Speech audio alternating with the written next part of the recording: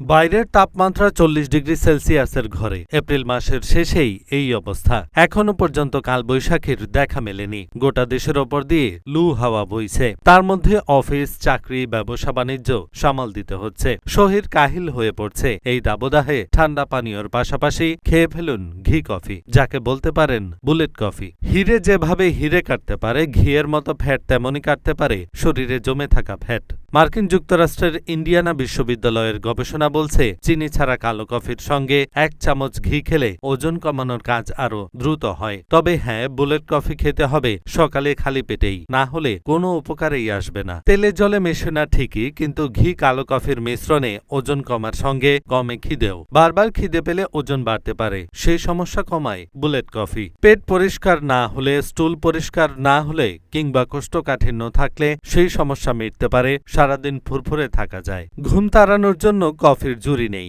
সেই সঙ্গে ঘিযুক্ত কফি হলে চোখের পাতা থেকে ঘুম তো পালাবেই, সঙ্গে সারাদিন অনেক কাজ করার শক্তি পাবেন।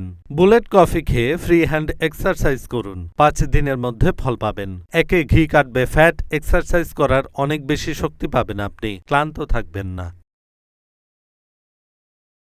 এহসানুল হক, ঢাকা পোস্ট।